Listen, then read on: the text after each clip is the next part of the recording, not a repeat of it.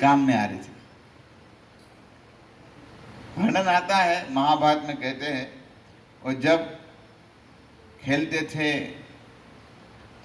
थे ना, तो जब खेलने में भी जब वो हार जाते थे पांडव के सामने कौरव, तो सब सूख जाते थे, क्योंकि ये डर था भीम कहाँ पकड़ न ले, कहाँ किसी की गर्दन पकड़ के हरे कृष्ण न कर दे हैं, बहुत डरते थे। एक बार खेल रहे थे और गुजराती में आंबली पीपली रमता था। आ जूनो से हो भाई खेल आंबली पीपली, पांडव रमता में वर्णन है, आम घना रम्या हो हाथ पग भांग्या हो। नामे आमली, आमली मतलब जो इमली का जो पेड़ होता है ना, वो इमली का पेड़ इतना मजबूत नहीं होता है, और हम इसके पर चढ़ते हैं, वो टूट जाते, तो पैर भांगते टूटते हैं।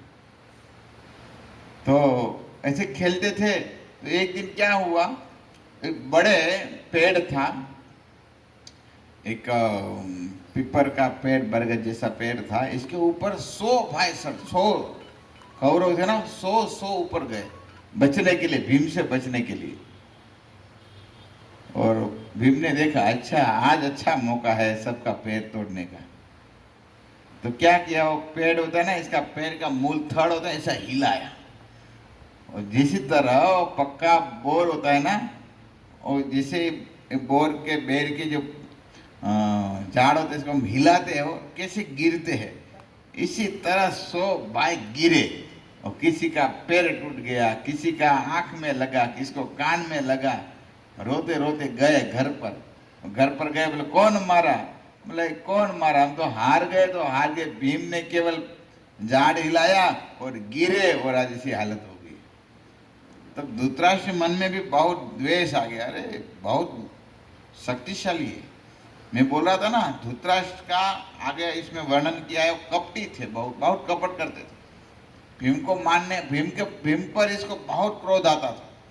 जब महाभारत युद्ध पूर्ण हो गया और पांडव जब जाते हैं और कहे महाराज भगवान कृष्ण, पांडव आपके पास आए, आपके बच्चे, तो खेद है इसका, आपका बच्चा मर गए, सब क्या करे, आपको तो कहे थे भाई शांति दूत बनकर आए, सब समझौता सब करने के बाद कि आप नहीं माने, तो अंत में फल तो आया, एक जीते और एक हारे, तो स्वाभाविक है।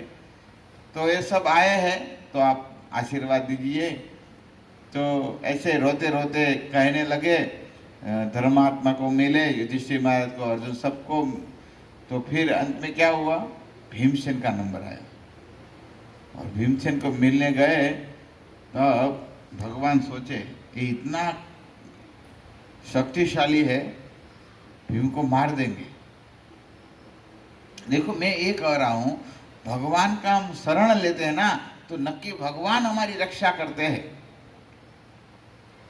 भगवान ने तो प्रश्न होता है ना, भगवान ने क्या किया बचाने के लिए, भगवान ने एक लोहे का पुतला बनाया, भीम जैसा सेम बनवा दिया था पहले, विदुर जी को कह दिए थे सब आप तैयारी रखिए क्योंकि जरूरत पड़ेगा, और रख दिया था।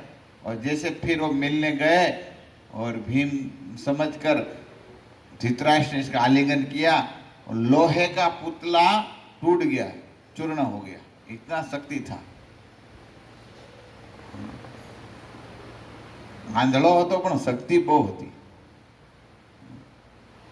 આપણે કે ને અક્કલ મઠ્ઠો હોય ને, અક્કલ મઠ્ઠો, બુદ્ધિ વગરનો હોય ને, એને આમ અક્કલ મઠ્ઠો કે આપણે, એને શક્તિ બહુ હોય। અક્કલ મઠ્ઠામાં છે ને બળ બહુ, લોઠો હોય। અક્કલ મઠ્ઠો કેવો હોય, લોઠો હોય, કારણ કે બીજી ક્યાં હાલતી જ ન હોય ને, એટલે એને શક્તિ આવે એમાં। देखा है ना, देखो आप ट्राई करने का, ने देखा है, हम छोटे थे ना, पढ़ते थे ना, तो इस एक पैर नहीं था, लेकिन इतनी शक्ति था, एक पैर नहीं था, लेकिन वो सामने वालों को इतना मार देते थे, इतना जोर से मारते थे। शक्ति आ जाती है ऐसे व्यक्तियों के पास, भगवान बहुत शक्ति देते हैं। अकल मठा पाएगा, लोठा पाए, बुद्धि न हो, लोठो हो, એટલે નામ અક્કલ મઠો, નામ જ કેવું અક્કલ મઠો આપણે કે। તો એ આમાં કઈ ધૃતરાષ્ટ્રમાં કઈ बाकी नहीं अकल मठान कहवा कहीं। क्यों भाई आप बोले इतना ऐसे क्यों बोल रहे? भगवान के पुत्र है, वेदव्यास जी के पुत्र है तो क्या है, भगवान का पुत्र है तो ऐसा कार्य किया है। भगवान मनाने आए, स्वयं द्वारकाधीश से मनाने आए। भगवान की बात नहीं मानते वो सब अकल मठा से, सही है ना। भगवान की जो बात नहीं मानते वो बुद्धि भी नहीं है, मूर्ख है, मूढ़ है। मानना चाहिए भगवान की बात। हमारे भगवान द्वारका से आए मनाने के लिए, लेकिन ये माना ही नहीं। मानना चाहिए।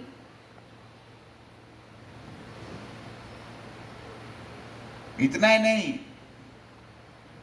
संजय जो इसके शिष्य थे वेदव्यास जी के, वो समझा रहे, कहते थे महाराज आज आपके एक पुत्र मर गए, आज भीम ने आपके 10 पुत्र को मार दिए। ओ थोड़ा वो करते थे, फिर बोलते आगे कहो, आगे क्या हुआ बताइए, आगे बताइए, क्या बताइए। इतना बुद्धि नहीं चलती। अभी 90 बच्चा है तो हम बुला ले, एक भी नहीं छोड़ने वाले भीम। 99 मर गए तभी कहे आज आपका एक पुत्र केवल बचा है दुर्योधन। 99 आप सोचिए, 99 पुत्र मर गए तो भी बुद्धि नहीं चली, तो भी बोले अभी क्या होने वाला है, क्या हो, ये भी है जिन्हें है, ये भी मरने वाला है, बुला ले एक कम से कम पुत्र वाला तो होगा। लेकिन बुद्धि नहीं चली। जब बुद्धि मारी जाती है ना, ऐसा होता है। तो एक दिन सब क्या किया, दुर्योधन कहे पांडवों को चलो हम जल विहार करने जाते हैं, गंगा किनारे जल विहार जाते हैं। यहाँ पर उदक किड़क नाम का एक स्थान था, यहाँ पर वो जल क्रीड़ा करने के लिए गए। थोड़ा पिकनिक मानो, हस्तिनापुर से थोड़े दूर गए, ज़्यादा दूर नहीं गए होंगे, थोड़ा ही होगा, मानो 7-8 किलोमीटर दूर गए होंगे पिकनिक करने के लिए।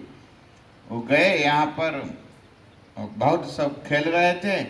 खेल में क्या हुआ, ये तो अपनी तैयारी में गया था, विष लेके गया था, और पता है भीम को मारना तो क्या है, ऐसे हम इसको हरा नहीं सकते, तो इसको कुछ खिला देते हैं, क्योंकि भीम खाने में बहुत पटु थे, बहुत अच्छा खाना इसको अच्छा लगता था। तो विष बनाए, विष लाए थे और लड्डू में भोजन में विष मिला दिया, और भीम का अलग था, वो खिला दिया। और फिर खेलने लगे, खेलने में जल क्रीड़ा करने लगे।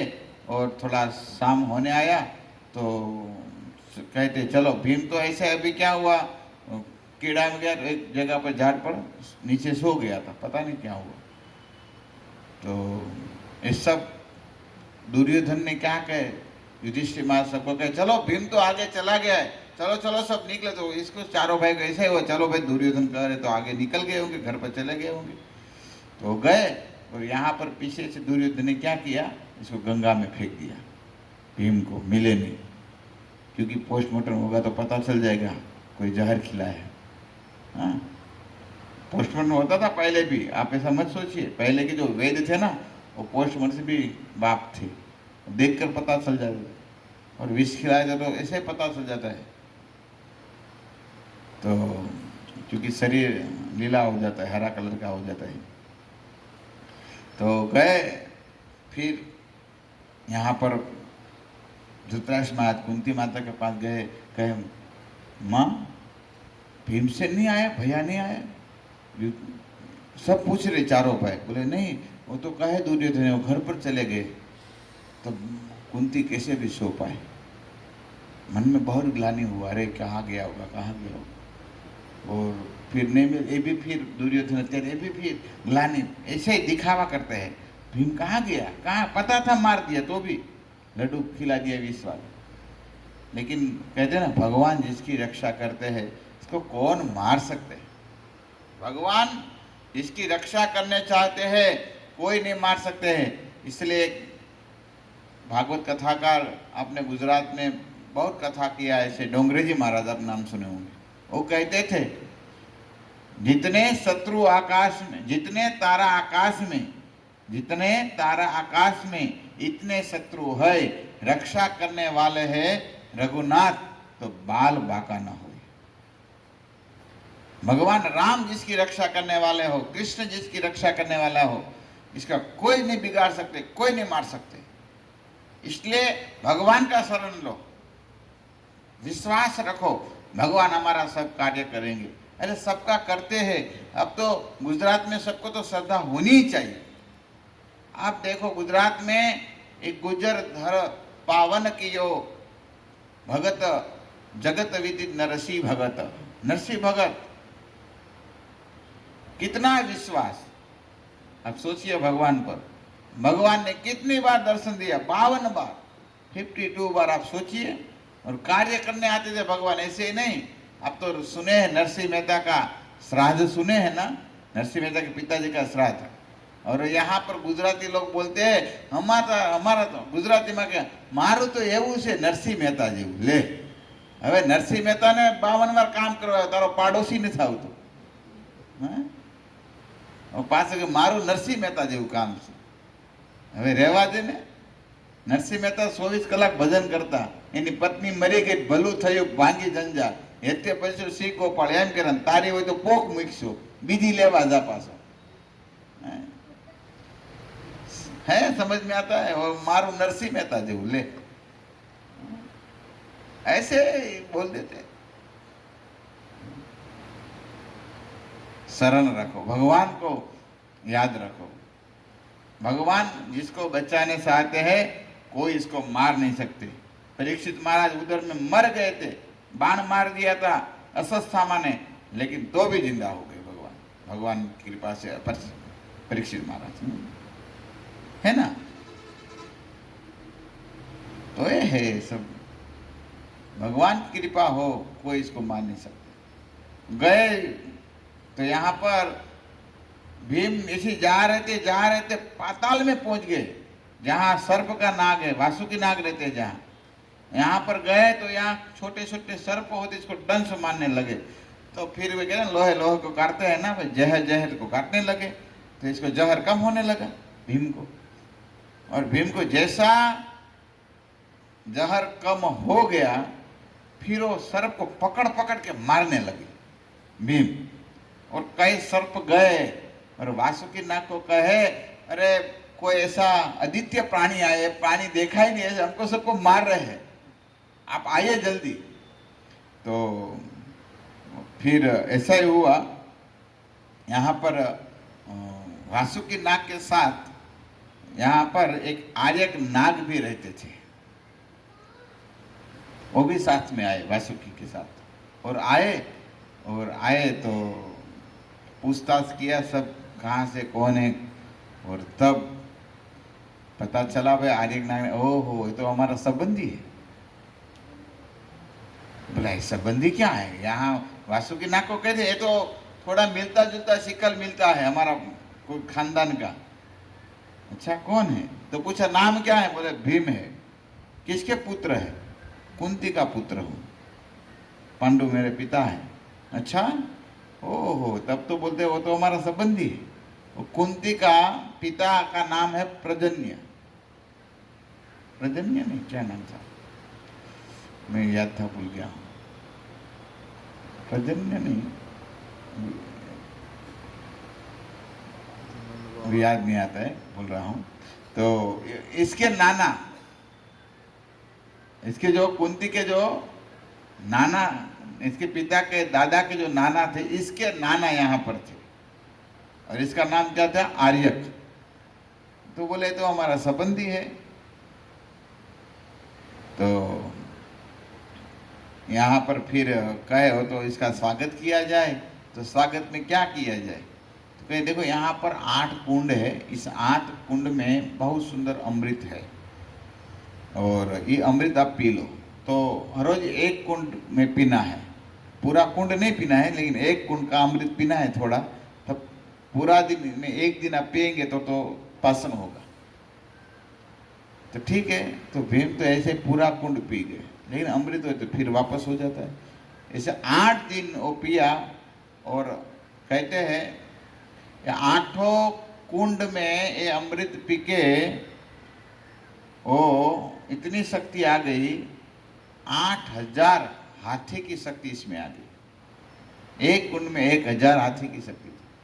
और कोई बोलते हैं 8 कुंड पी गए तो 10,000 की शक्ति आ गया। कोई कहते भीम जब जन्म हुए तभी 2,000 हाथी की शक्ति के लेके प्रकट हुआ था। तो ऐसे 10,000 हाथी की शक्ति लेके भीम सब बाहर आए, क्योंकि फिर इसको बहुत सुंदर स्वागत किया था, गहना पहनाया तो सब बहुत पहनाया था। और फिर बाहर आए पर जब गए और घर पर गए तब तो ऐसे ढूंढ रहे थे, 8 दिन हो गया था, लेकिन ये पक्का था मर गए ऐसा सोच नहीं रहे थे कोई, क्योंकि ये गए बस। दुर्योधन ने कह रहे तो यहाँ कहाँ तो गए हैं, तो ऐसे खोज हो ही रही थी। तब गए और घर पर गए, कुंती माँ के पास गए, प्रणाम किया, वो सब किए और पूरी बात बताया धर्मराज युधिष्ठिर को। और कहा ऐसा ऐसा मुझे विष खिलाया है। तो युधिष्ठिर महाराज बोलते अभी किसी को बोलना नहीं। आप देखो युधिष्ठिर महाराज का स्वभाव तो देखो, जो हो गया, आप किसी को मत बताना। पितामह भीष्म द्रोणाचार्य किसी को मत बताना मुझे विष खिलाया था। वो विष खिलाया होगा बोलेगा तो कुछ न कुछ झगड़ा होगा या होगा, इसलिए आप मत बोलिए। और युधिष्ठिर महाराज को पता था, वेदव्यास जी ने आशीर्वाद दिया था, आप पांचों भाइयों का कोई बिगाड़ नहीं पाएगा, कोई नहीं कर पाएंगे कुछ, ऐसा आशीर्वाद दिया था। तो इसलिए वो इतना शांत थे और कहे अभी आप मत कहो किसी को, और अभी हम सबको सावधान रहना है, पांचों भाई को। वो भी कभी भी हमको मार सकता है, जिसे आपको मारने का प्रयास किया इसी तरह हमारा भी कभी भी वो वध कर सकते हैं। तो कहने का अर्थ है दुर्योधन, कर्ण, शकुनी इत्यादि सब ने कई बार भीमसेन को मारने के लिए विष खिलाए। एक बार नहीं खिलाए, महाभारत में कहे हुए कई बार। तो एक लीला याद करे कुंती माता, भीम से बहुत डरते थे सब, तो विष खिलाया है, लेकिन भगवान की कृपा से वो बार बार बच जाते थे। तो इसी तरह वर्णन आता है, भगवान के शरण कोई लेते हैं तो भगवान इसकी रक्षा करते हैं। एक बार महाभारत युद्ध में बड़ी कथा आती है। एक जब आपको पता है युद्ध का तय हो गया, कौरव पांडव युद्ध करेंगे, तो सब कुरुक्षेत्र मैदान में आ गए। तो कुरुक्षेत्र मैदान में एक पंछी थे, टिटहरी, गुजराती में टिटोड़ी कहने, टिटहरी समझ में आता है ना, बहुत चिल्लाती है। अपने जब अंडे रखते हैं ना तो बहुत चिल्लाती है, कोई जाते हैं तो बहुत चिल्लाती है बार बार। तो इस टिटहरी का अंडा यहाँ पर था। तो टिटहरी जब देखे अरे सब आ रहे, तो अपना बच्चे की रक्षा करने, अंडे की रक्षा करने के लिए वो अपना दोनों पंछी साथ में थे, वो ऐसे अपने जो पंख होता है पंख को ऐसे रख के रखे, लेकिन इतने बड़े कितना 18 अक्षोणी आने वाले हैं, तो फिर कौन इसको रक्षा कर पाएंगे, कैसे रक्षा कर पाएंगे। और बहुत इसका विलाप लिखा है यहाँ पर, टिटहरी का विलाप लिखा है, बहुत और रो रही थी, चिल्ला रही थी, अभी मेरी रक्षा कैसी होगी, मेरे अंडे की कैसी रक्षा होगी, अंडे की कैसी रक्षा होगी। सब कोई घोड़ा निकलता था या पशु या प्राणी कोई निकलते थे यहाँ पर, ऐसे हाथी जैसे पशु, तो डरती थी। और तब भगवान माधव का रथ यहाँ से निकला है, भगवान कृष्ण रथ लेके निकले हैं, और भगवान की दृष्टि यहाँ पर इस पंछी दोनों जो चिल्ला रहे इसके पर गए। और तब इस पंछी की रक्षा करने के लिए अब ऐसे युद्ध चालू होने वाला था, और वो दोनों विलाप कर रही, रो रही थी, अभी क्या किया जाए। देखो अभी तो युद्ध होने वाला है, तो सुबह में जब युद्ध बंद होता है तब हम जाएंगे, लेकिन हम अच्छी तरह अंडे को देख भी नहीं पाएंगे। सुबह में जब ब्रह्म शंख बजे तुरंत तो युद्ध चालू हो जाता था, है ना। तो जैसे उजाला होता तुरंत, ऐसा नहीं सूर्य उदय होता तब युद्ध होता था। उजाला हुआ और मारो और काटो, अस्त हुआ अंधार हुआ छोड़ो। तो हम कैसे यहाँ पर जाएंगे? टिटहरी बोल बार बार वो बोल रही थी। और ऐसा ही हुआ, अंत में भगवान माधव अर्जुन दोनों निकलते हैं। तब टिटहरी ने सोचा रक्षापति अभी आए हैं, हमारी हमारी रक्षा करने वाले द्वारकाधीश आए हैं। तब इस दोनों पंछी ने क्या किया? ये भगवान जो रथ में विराजमान थे, अर्जुन का जो रथ था, इस रथ की परिक्रमा कर लिया है दोनों ऊपर से। 4 परिक्रमा कर लिया और परिक्रमा करके भगवान को प्रार्थना कर दिया, प्रभु जन्म देने वाले भी आप हैं और मारने वाले भी आप हैं, मेरे अंडे की रक्षा आप कीजिए। बस भगवान को प्रार्थना कर दिया। देखो पंछी भी प्रार्थना करते हैं, हाँ? तो मनुष्य को करना चाहिए नहीं करना चाहिए? विलाप किया है इस टिटहरी ने कि हे नाथ, आप मेरे अंडे की रक्षा नहीं करेंगे तो कौन कर पाएंगे? तब ऐसे ही युद्ध चालू होने वाला था। सुबह सुबह में भगवान अर्जुन को कहे, अर्जुन सावधान। अर्जुन तो सावधान हो गए, कहे देखो आगे एक हाथी आ रहा है, भगदल नाम के, ये हाथी का नाम था, इसका हाथी आ रहा है, इसको हाथी को मार दो। भगदल नाम के मार दो इसको। तो हाथी को देखिए, तो कहते थे भगवान, कहने गए।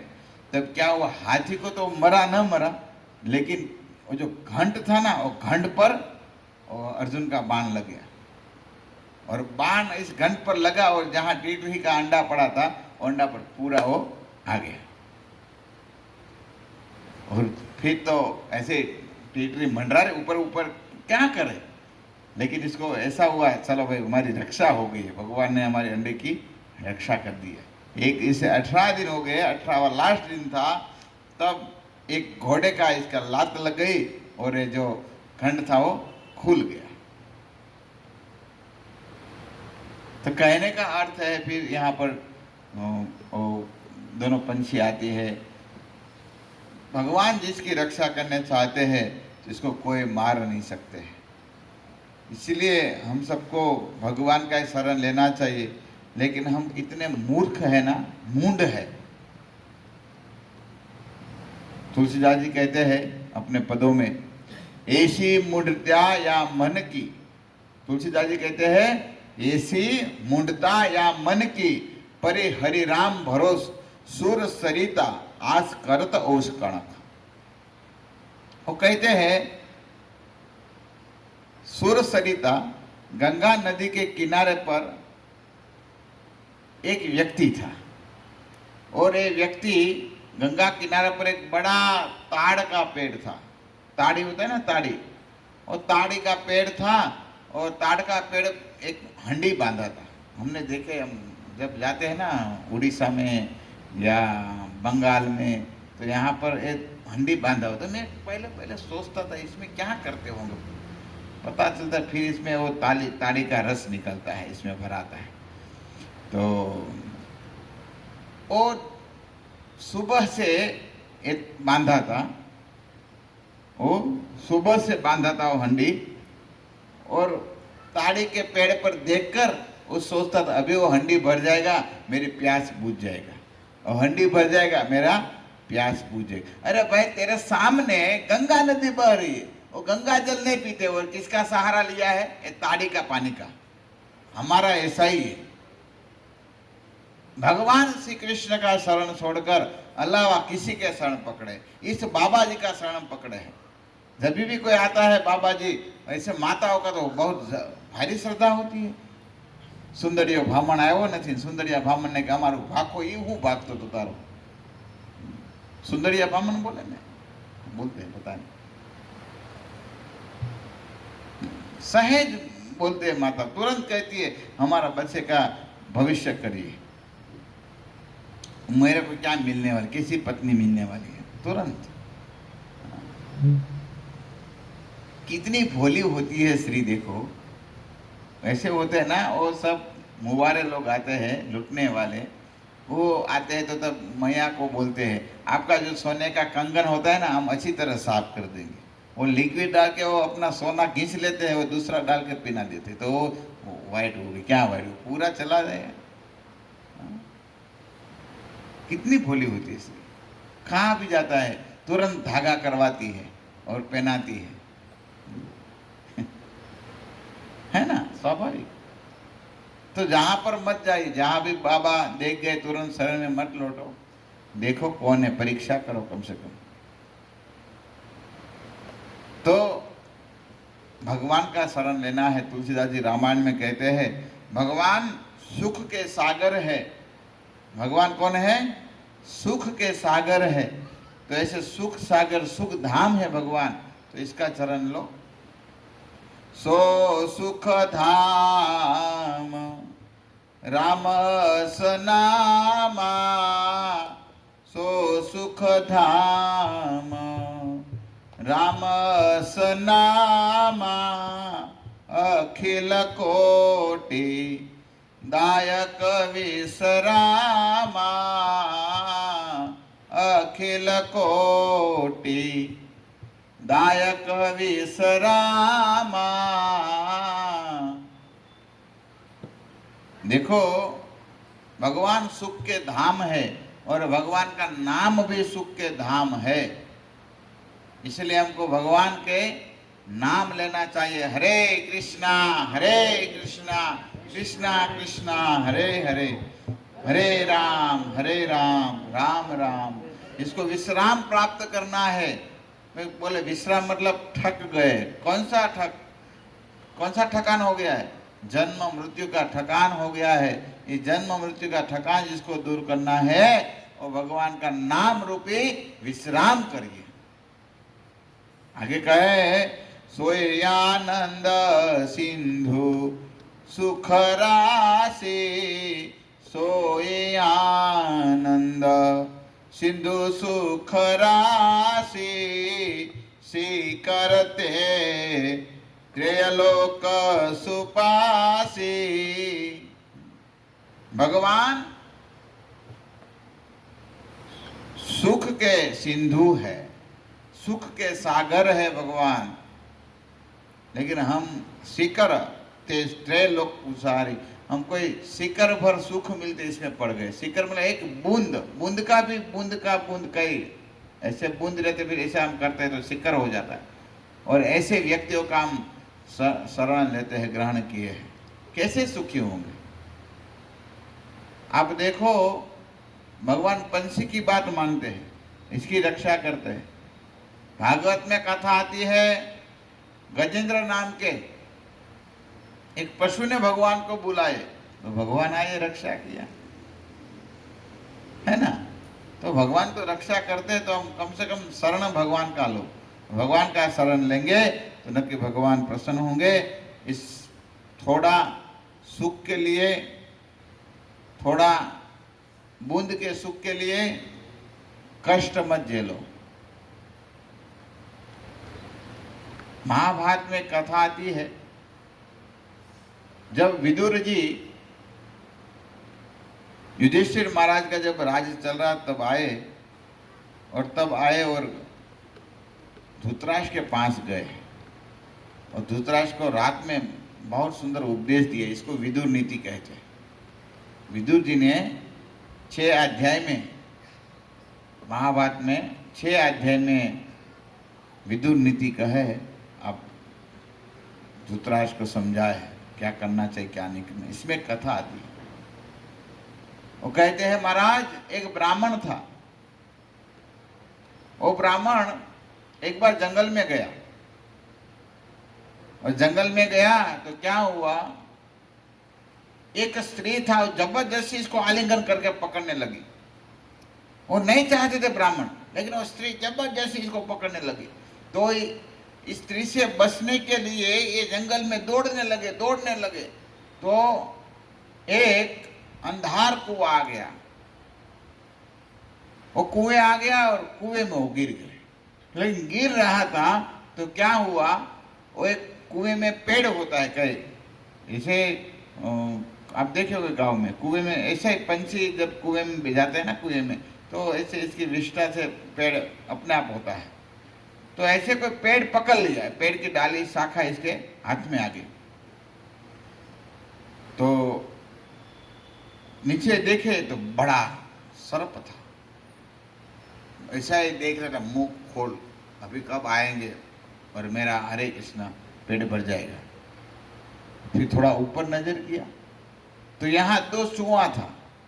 वो जो जिस टहली पर वो खड़ा था, पकड़ा था, वो दोनों चूहा इस टहली को काट रहे हैं। और तब क्या हुआ, ऊपर और देखा तो यहाँ सुंदर मध था, हनी, मधुमक्खी का जो पूरा लगा हुआ था मध। तो इसमें से क्या हुआ, वो एक बूंद हनी का गिरा, और गिरा तो इसके होठ पर गिरा। होठ पर गिरा तो टेस्ट किया, अरे बाप रे बहुत सुंदर है, हनी तो सुंदर होता है। तो पहले तो होठ पर गिरा, फिर ऐसे मुंह खोल कर ऐसा खोला और बोले ये सब मेरे मुंह में डायरेक्ट गिरे। अभी वो मूर्ख है, देख नहीं रहा है, मैं मरने वाला हूं, इस कुएं में पड़ा हूं, इसमें सर्प है, ऊपर टहली कट रही है, डाली कट रही है, शाखा कट रही है, अभी मैं मरने वाला वो नहीं देख रहे। और आनंद किस में ले रहे हो, एक जो सहज का जो बूंद आ रहा है इसमें। धृतराष्ट्र को समझाते, आपको पता चला ये क्या है, मैं उदाहरण क्यों दिया, कह देखो ये कुआं है ना, ये कुआं भवकूप है, जब ये संसार है ना वो कुआं है। प्रहलाद महाराज कहते हैं ना, हे पिताजी आप इस संसार रूपी कुआं से निकलिए, अंधकूपम निकलिए, ये अंधा संसार है, अंधा कुआं है, और कुएं में हम गिर गए हैं, और गिरे में भी थोड़ा टहली पकड़ लिया है। और तब और नीचे सर्प है, कौन है, काल है, सर्प रूपी काल, वो इंतजार के कब समय में आ जाए और हरे कृष्ण कर दो। और डाली कट रही है, और 2 चूहा दिन और रात चूहा काट रहे डाली को, रोज काट रहे हैं, एक दिन तो कट जाएगा और गिरेगा और काल के मुंह में मर जाएगा, है ना। तो ये दिन रात हमको रोज काट रहे हैं, और हम गिरने कहाँ वाले हैं, इस कुएं में, भवकूप में गिर ही गए, और सर्प रूपी काल सर्प हमको खा रहे। तो भगवान बचाना चाहते हैं तब संतों को, भक्तों को भेजते हैं। इसलिए एक संत आगे इसमें कहते हैं कथा में, शिव जी पार्वती यहाँ पर निकले, पार्वती दुखी हो गई, अरे देखो ये ब्राह्मण है, आप कम से कम इसकी रक्षा करिए। शिव जी बोले इसको मरना ही है, इसको विशेष सुख भोगना है, और मद के जो सहज पड़ रहा है इसको अच्छा लगता है। तब शिव जी ने पार्वती